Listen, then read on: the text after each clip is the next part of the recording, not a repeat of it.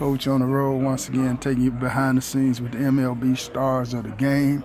I'm over here and I got the man here, Jacob. I'm going to let him introduce himself to my Chicago audience. Thank you for having me, man. Jacob Amaya, shortstop, Chicago White Sox. Where are you from, Jake? California. Was born in Almonte, California. Went to school in Covina. Was there for my whole high school career, and then COVID came around and moved to Rancho Cucamonga, California. So how a West Coast boy wind up in the shop? Man, just going through the business of baseball. Got drafted by the Dodgers in 2017, was with them for 6 years. I got traded straight up for Miguel Rojas, went to Miami, got DFA'd this year. Got picked up by Houston, got DFA'd by them, and now I'm in Chicago. You must be the man. The Dodgers pick you. Wouldn't really say the man, but I'm definitely working to be. Every kid dreams of playing at the big leagues. Jake in the big leagues. What's this big league experience been like for you? It's been an honor, man. Coming up here and, just wanting to win baseball games, and, I get in the clubhouse and every single person in here is genuine. Good guys, good group. Don't matter what the record says. We go out there every day and try and win some ball games. A lot of guys think you guys get drafted in the big leagues the next day. They don't understand the dues you guys got to pay. Yeah, for sure. Going through the whole minor league grind and, the bus rides, you get to AAA, you start flying a little bit, but going through all that stuff, it's a grind, man. That's why, when I get up here every single time, I want to do the small things right, even if I am in the minor leagues. But that's just the name of the game, man. You got to come in here and do the good things right, and, they're expected for you to go out there and win some ball games and do good, and, that's all I want to do. Torrey Hunter told me about his minor league days, a peanut butter jelly, salami, and $10 a day meal money. You know anything about that? Yeah, absolutely. Obviously all that stuff changed a bit, with all the new rules coming out and stuff like that. So I had a little bit of peanut butter and jelly coming up, but, food was good for the most part. So, there's really no complaints with that. So now you get a little chicken and steak and all that down there. It's always good being up here, man. So, what is it like when you cross this threshold? You come in to a major league locker room for the very first time. What was that feeling like?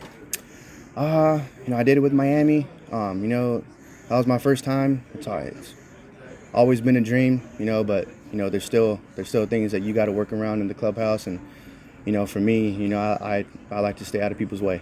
I like to see how the vets move. And, if this is going to be my life, then, I got to learn how to be a clubhouse guy myself. You know what I'm saying? So pretty much just coming into here and, it's the same game when I go out there. But, just wanting to talk to everyone in here and get to know their lives and stuff like that. So, the average fan never get to see a major league locker room. They don't know it's a major league locker room. They don't see these chairs y'all sit in and uniforms hanged up in a row. They don't get to see all that kind of stuff. It got to be an eye-opening experience when you actually get here to see that. Yeah, absolutely. That's why it's always an honor being up here, because you get the good stuff. You know what I'm saying? So, we all love it, but you also got to put the work in to keep it. You know what I'm saying? So every time I walk through those doors, it's time to go to work. Do you pinch yourself like I'm really here in the big leagues? Not really. It's just, you go out there and you see these different ballparks. You look up in the stands and, that's my time to enjoy it. You know what I'm saying? Is when I'm out there on the field. But, when you walk in, you got to prep. You got to go get your swings into the cages. You got to go outside and take ground balls. And, like I said, you just got to do that stuff to keep this stuff. Now, when I was on the road with my team, at the game, go back to the hotel and they watch ESPN for them da-da-da-da-da-da moments. Do you kind of, watch it, look for yourself, or look at the other guys? No, not really, man. I go back to the hotel and, I hop on MLB The Show or something.